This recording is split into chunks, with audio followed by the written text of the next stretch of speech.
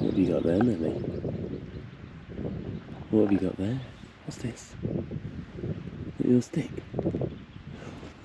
Oh, you don't want to let go. Come on then, let's go. Do the dance, do the little dance, do the little dance, do the little dance. There it is. Oh.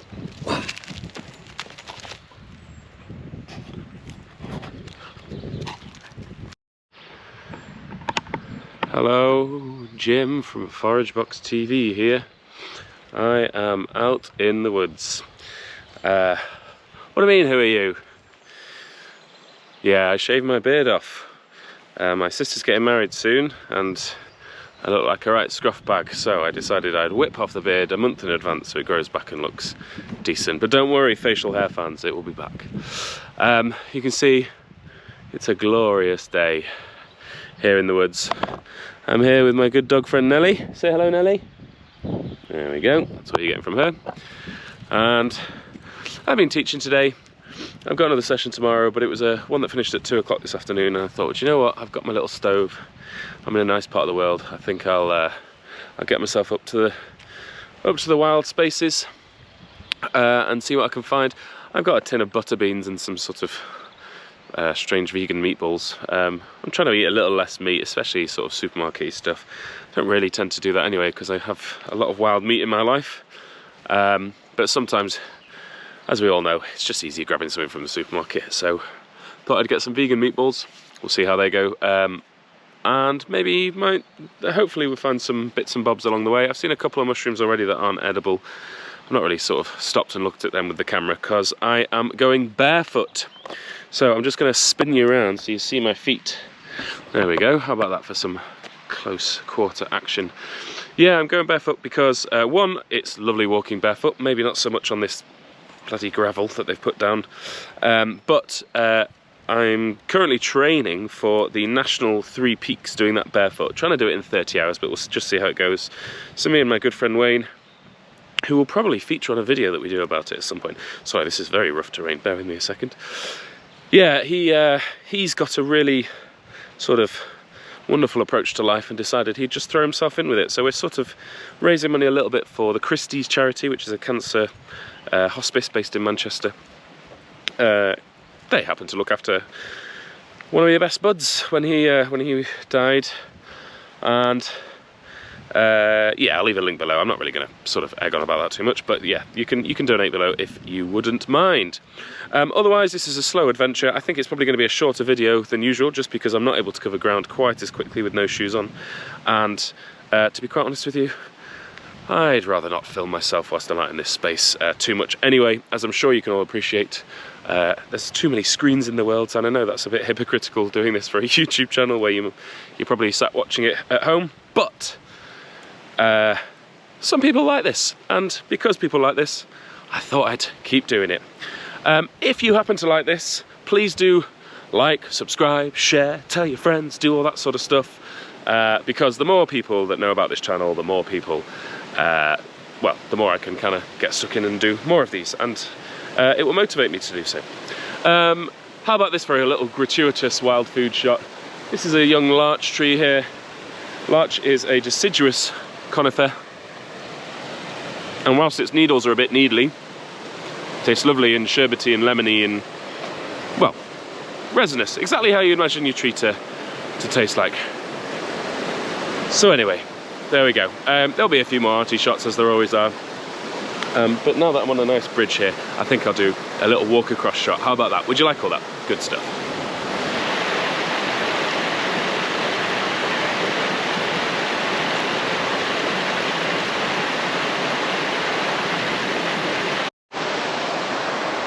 Hello sunshiners, just a little wander across here. I've just had a look at some larch you saw in the last video, and here we have spruce tips. These are just as nutritious, packed with all sorts of vitamins and good stuff, and you can see they're hanging out just on the tips of the trees here. You can pickle them and do all sorts of wonderful things with them, but the lemony tips are absolutely sublime. I'll probably, on the way back down, pick a couple of these little tips because they do pickle very well. and plonk into all sorts of gin and things like this, and I will do that, and probably share with those who come on the workshops that I run. How about that for a little plug? That's probably it on the plugging side of things. We're going to get stuck into some nice foragey filming now. See you after these short, gratuitous, scenic shots.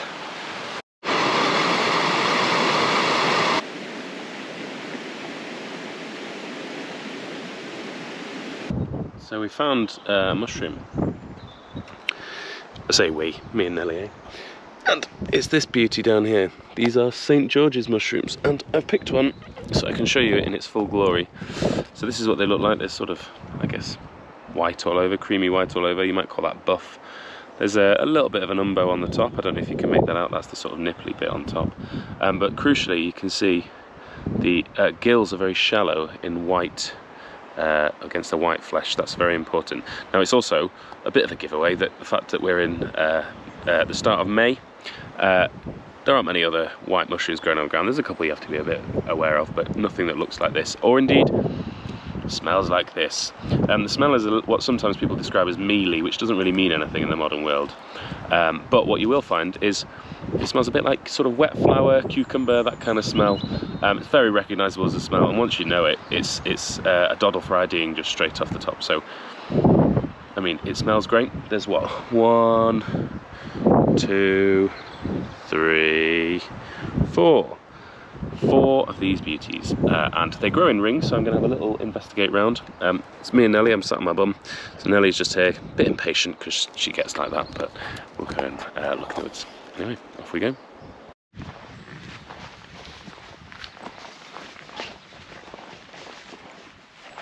So here we are next to a beautiful scenic view. Almost feels like another country, you know, Canada or somewhere like that. And idiots have been here. I mean, look at this. I'm absolutely all for people getting outside and going, you know, maybe even lighting fires. I'll be having a little fire today. It'll be in a stove, but leave no trace, guys. This is a disgrace. I mean, look at that. There's coffee, burnt plastic things. There's tins of rubbish just left around, all this stuff. And the idea that people put these rocks around it as if that makes it somehow invincible, it absolutely does my nut in. Leave no trace. It's so important. Not only is it an absolute eyesore, but it's litter. That's exactly all it is. And you know, land access is a real issue at the moment, and people are gonna start closing off land if people treat it like this, and there won't be spaces to come and do it. And for God's sake, stop putting rocks around your fire. It's a total cartoon American thing, and whilst that might be acceptable in America, I've no idea. I've never camped out in America before. The idea of putting little rocks around somewhere, that's for a permanent fire. That's not for a temporary fire. So some yobs have been camped under here. Who knows, maybe they had a tarp. At least they've taken their tent and camp chairs away, but it does my nut in. A real shame. I've got a plastic bag in my pocket, so I'm gonna, on my way back out, I'll carry some of this litter out, but I shouldn't have to. So please leave no trace. Very important.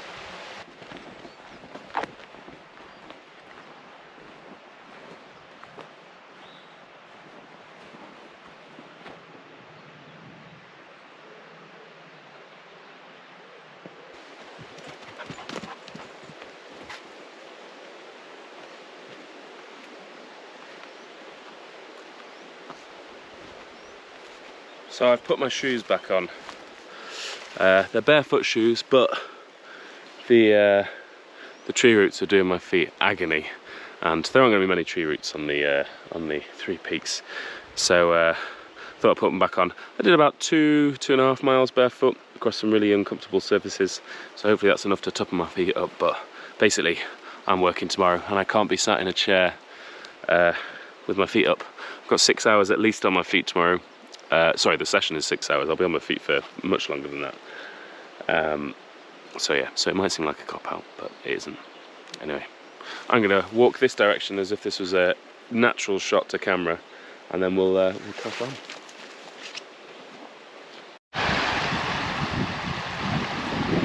Tell you what, that water is looking very, very appealing. I'm going to see if I can find a plunge pool a bit further up. Me and Nelly can go for a swim. Yeah, look at that.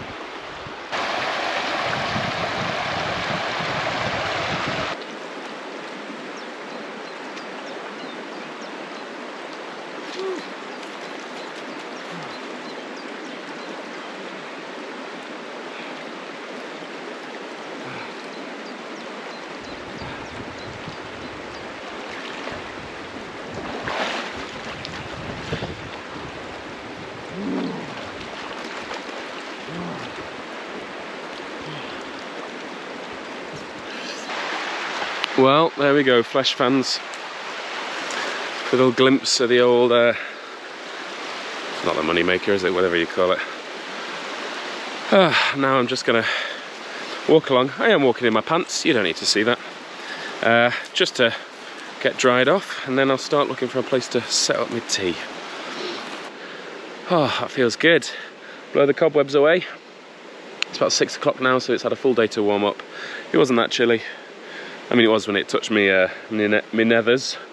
But yeah, all good. Feeling great. Good for the soul. So I'm going to keep walking this way. And go on, Nelly, do some dramatic stuff for us. There she goes. Lovely duck.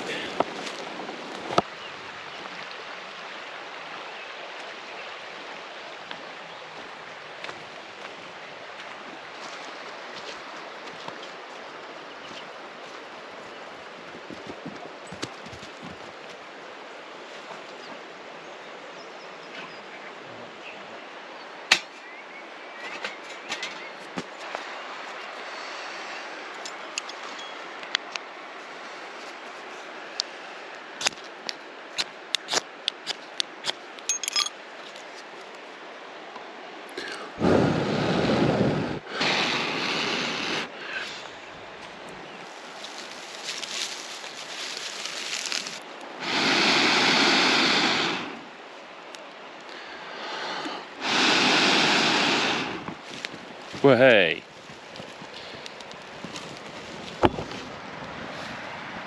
There we go. Into there, we've got all of our lovely St. George's cleaned up a little bit. I'm just going to break them up ever so slightly.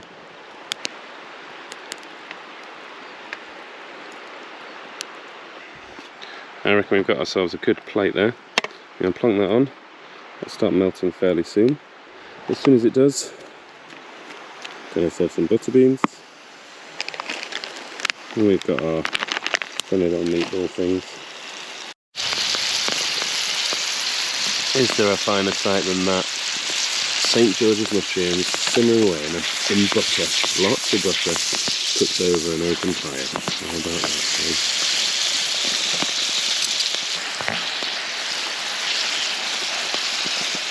Good.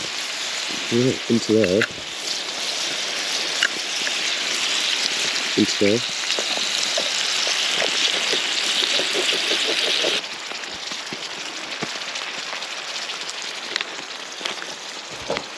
I also, whilst this is a sort of, well, it's got butter in it, I also happen to have these weird hard-boiled egg things left over from lunch. Packet boiled eggs. I mean, what was the world coming to? It was the only thing they had as I was whizzing through. But you know what? I like egg and I like butter, and together they are a match made in heaven too. So here we go. I mean, it looks weird. I appreciate it's probably quite a weird meal, but to be honest, those mushrooms, the beans, the butter, the egg. I haven't got any greens in there, but I've had plenty of greens today.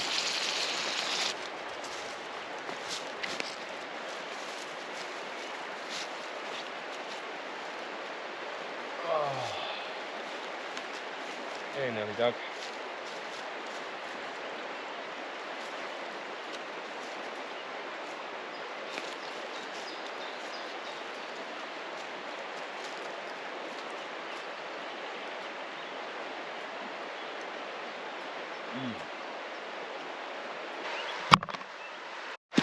Cool, and as ever, leaving no trace.